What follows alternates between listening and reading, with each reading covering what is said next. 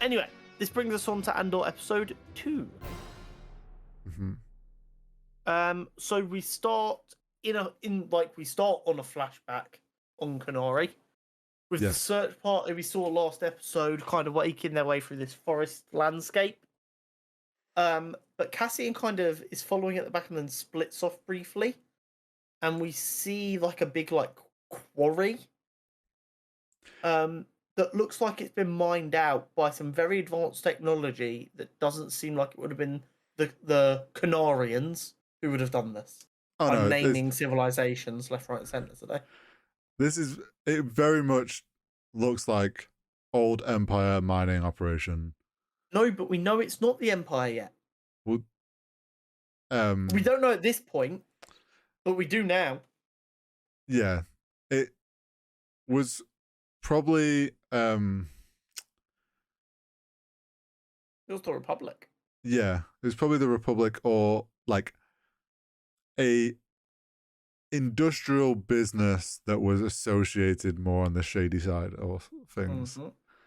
It was during the last days of the Clone Wars. The Republic didn't have time to care about shit like that. Yeah, or it was like linked with the droids. The drone, droids. But yeah, I disagree with that for a reason, but I do see what you mean. Like, we know it's not the Canarians who've done this, but their planet is being ravaged. Yeah, some huge mining operation that seems to have completely shut down. Yeah. We then cut to present day Ferrix, where a man kind of comes out to drum like a church bell. Yeah, to show that the day is ending in the village. Everyone finish work, go do your stuff. We see Cassian's friends just kind of winding down for the day. Yeah, shutting up shop and all that. Yeah, we cut to Bix and Tim shutting down shop. Tim's like, "Hey, want to have dinner?" And Bix is like, "No, let's do it tomorrow." And Tim's like, "What's she up to?" I know I could win an Oscar, but I'm not into acting. We then see the result of I refer to it as an APB, which is what the police call it, all persons bulletin, I think. I don't know what the space equivalent of that would be, so I just refer to it as an APB throughout. Yeah. But Tim sees the APB about a Canarian male from Morlan 1. Yeah. At which point we cut to Cassian visiting an elderly woman called Marana.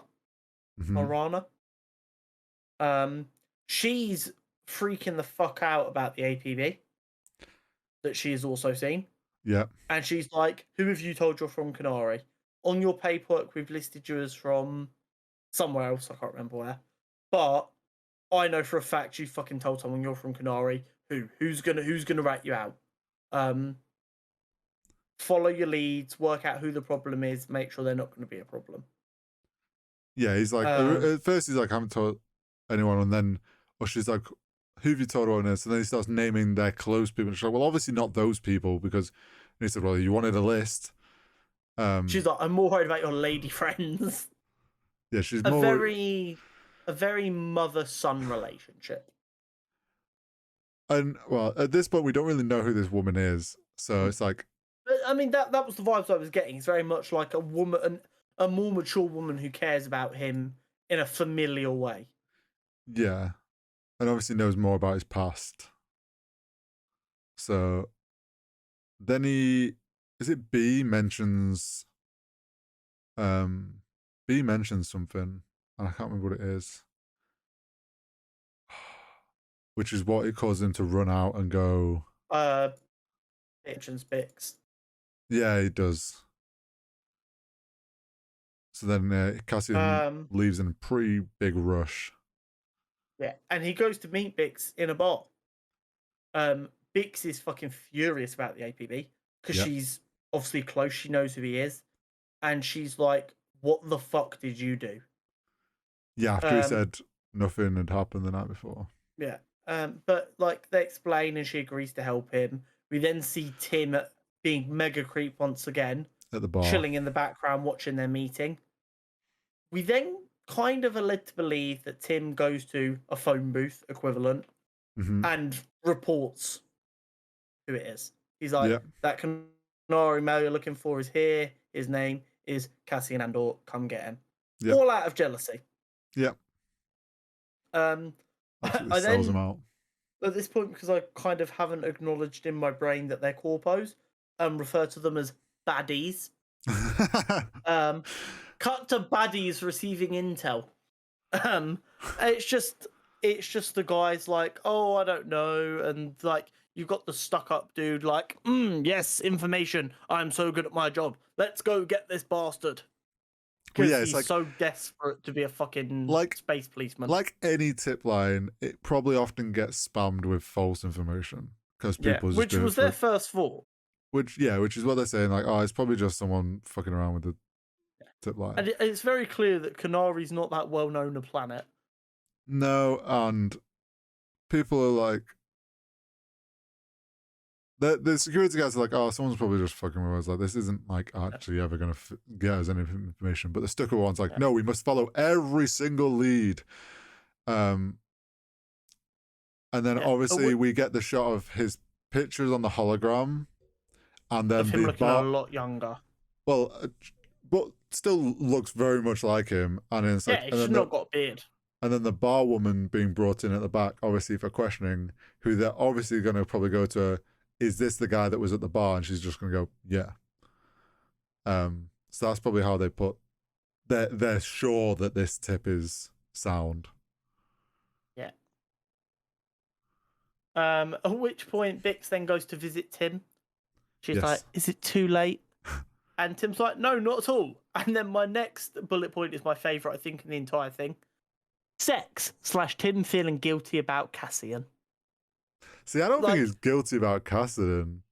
No, I think he does feel a little bit guilty. I think when she rocks up to see him and he realised Cassian isn't actually stealing her and it's just work, I think he's a little bit like, oh, this isn't going to go well. She's going to be angry. I think it's less he feels guilty about what he's done to Cassian. I think he's more worried, is this going to bite me in the ass with her? I mean, he might be into that. Like, aliens are weird. And then we're back to the baddies rallying to search for Cassian. We get to meet another one of these weird people who work at this corporate outpost who are like, yes, I am a soldier. Well, yeah, we get to see like police head officer off the street versus the office guys that we've been seeing. And he's like, them two just kind of circle jerk each other. Yeah, very much both. They're like, oh, we're so good. Yeah, both for the cause sort of people. Very good, sir, that you are willing to, like, not enough people like you that are very willing much to go the extra mile, blah, blah, blah. It's like, shut the fuck up. Go lick some boots. Anyway. Clearly has altered his uniform as well. Yeah.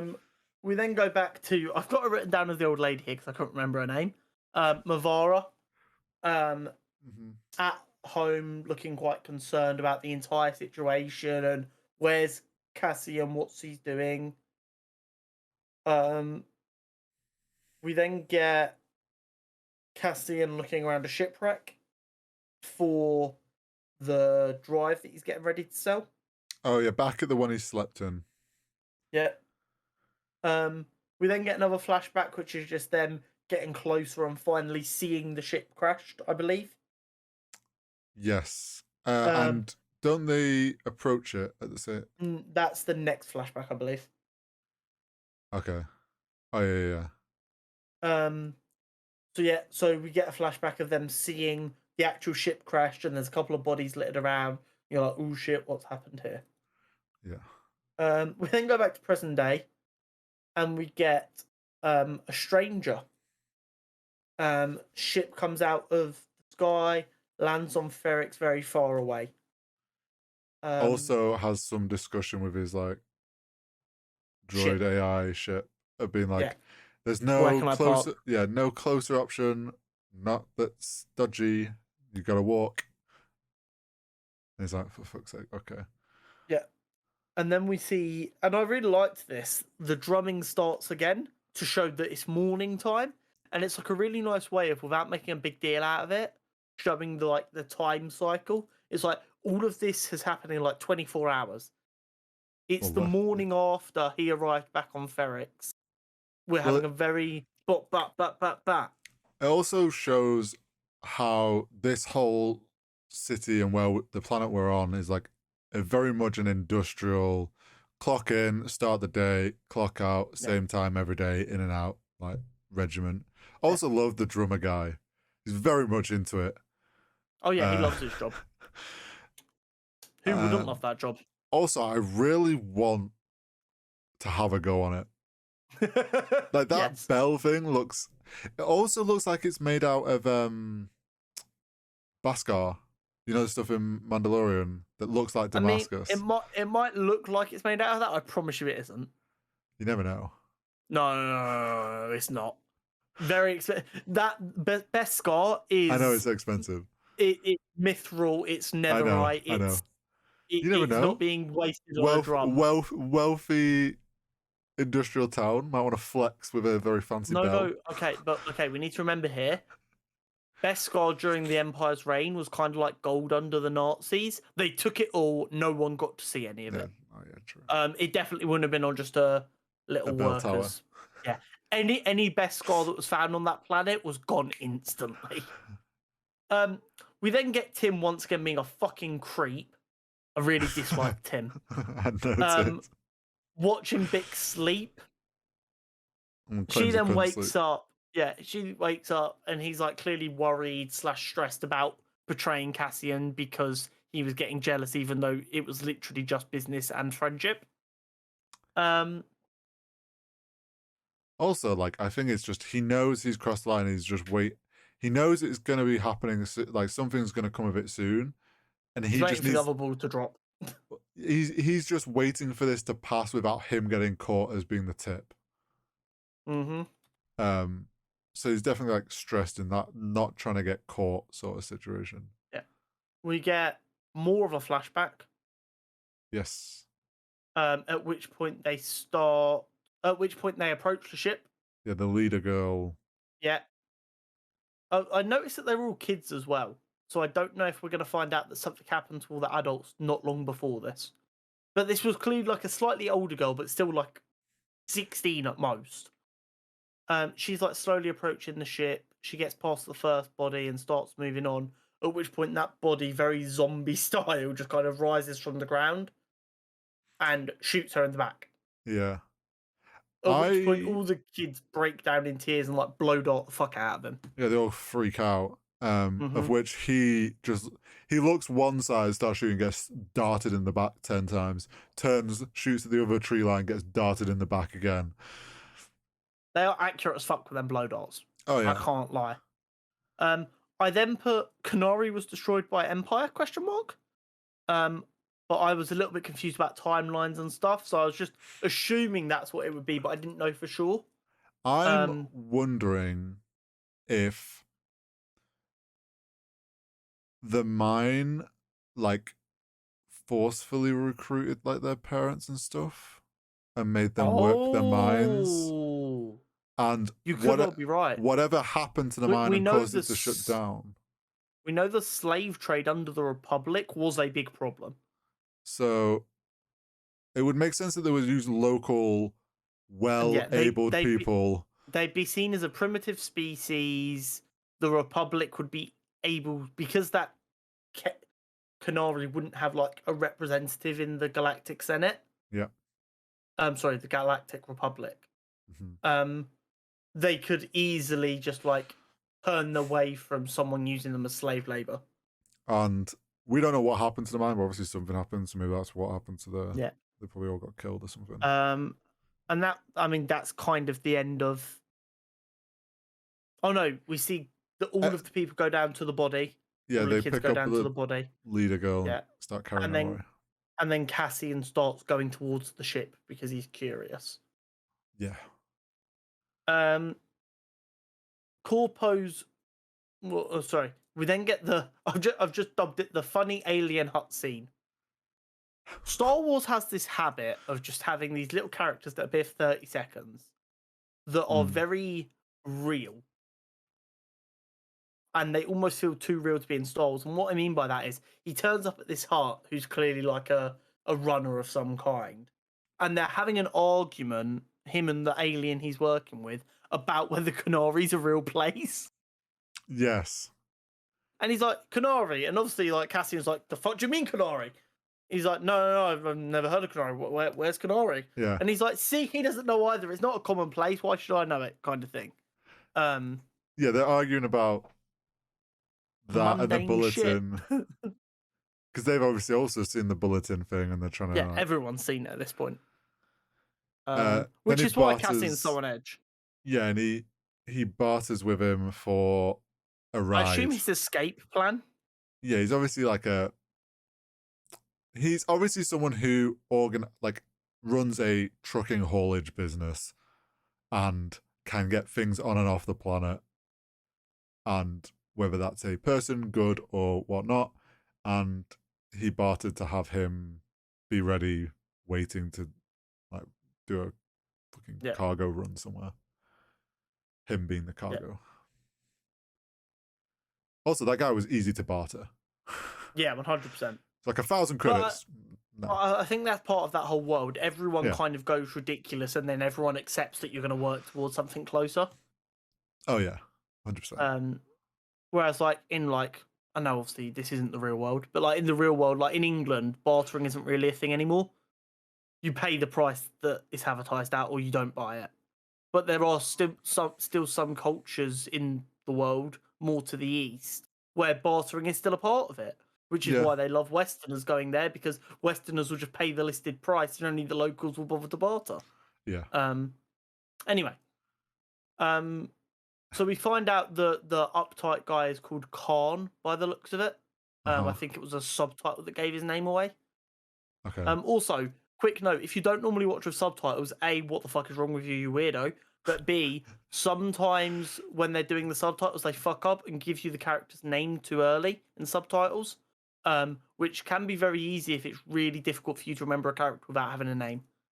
Also, especially for Star Wars, the majority of the time when anyone's speaking a alien language or whatnot, they will subtitle it.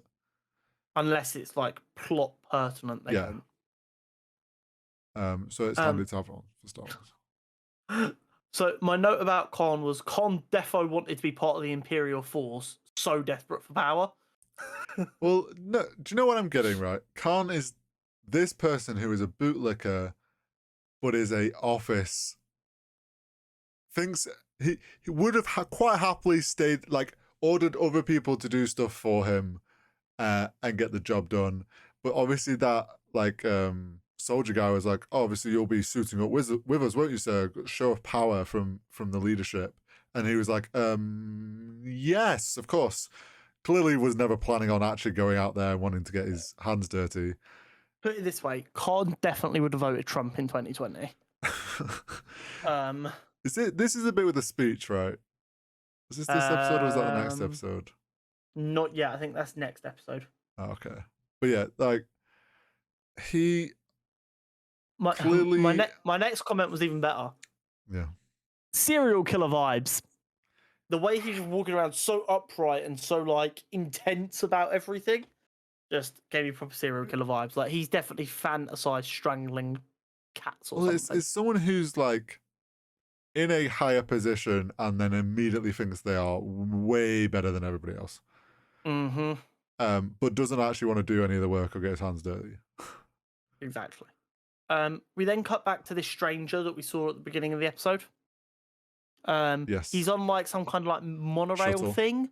Shuttle bus. Taking him from where like the planet's parking spaces into the city, which clearly isn't just an industrial city based on the conversation. It's like a wholesalers as well.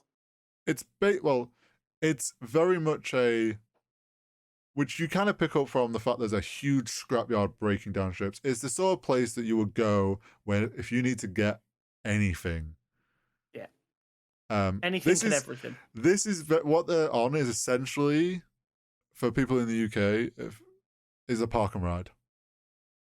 They've parked out of town, out of the city centre, and they have to get a bus to get in. And that's because they've pedestrianised all the inner city. That's essentially what's happened. Hori said that's for the whole UK. I think that's very much a northern thing. Do you not have park and ride down south? Where you park out of the city centre? Like that. No, I don't believe so. You got to remember, our biggest city is London, and that's just by tube. No one drives in London. True. Anyway, and then we get like a broadening out shot of the shuttle that's bringing them in, and then it pans down, and we see Cassian walking with purpose towards the camera. Cut to black, no post-credit scene again. Yeah, and I don't think we probably won't get any post-credit. I don't think we are. But it was a good episode. I enjoyed it. Yeah. I'm gonna say my one complaint with everything Disney Plus do though: stop having 3 minutes of shit before the show starts and then 6 minutes of shit after the episode ends. Because I'm trying to work out timings to watch this, and I'm like, shit, that's 47 minutes long. When in actuality, I'm only watching like 35 minutes. Problem is like nowadays for TV shows, because there's so many visual effects and stuff, they have to name so many people in credits now. Yeah.